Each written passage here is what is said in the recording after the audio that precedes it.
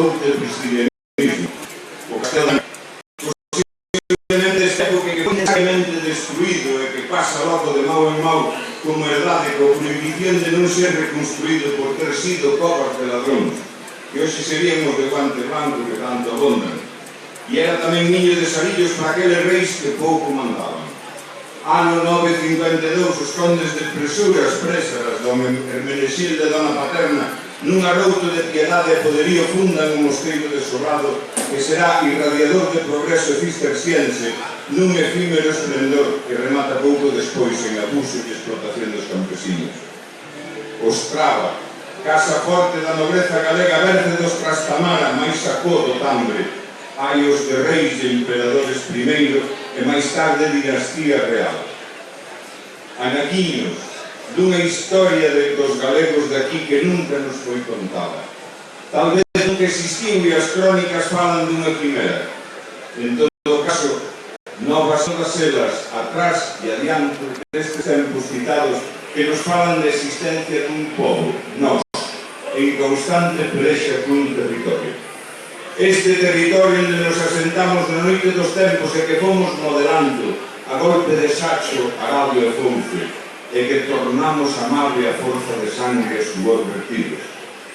Esta loita deu como froito que hoxe somos, unha matria, que tanto ríe canta como raia chora, que loita por se recoñecer singularmente o vicinal e camiña perigosamente en equilibrio no fío dun lume que pode levar ao suicidio.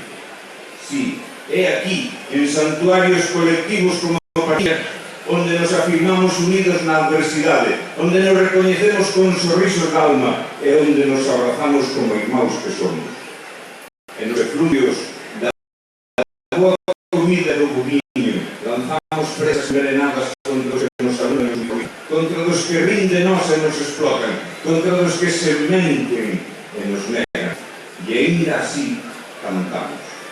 Cantamos para que nos escoiten e non lles escoite sorpresa, porque un día virá ese raiolo que buscamos e landaremos as feridas seculares na calor comunal da irmandade e seremos libres.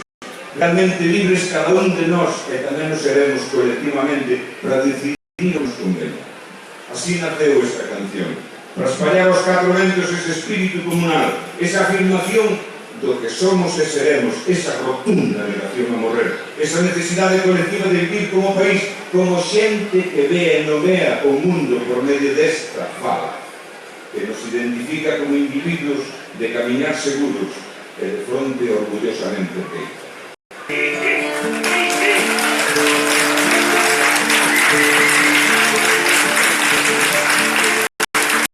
Imos estando por aquí, levamos séculos aquí, desde ese norte, con esta fala y este ser, con este eterno escurecer, con esta noite, vimos do fondo de vagar,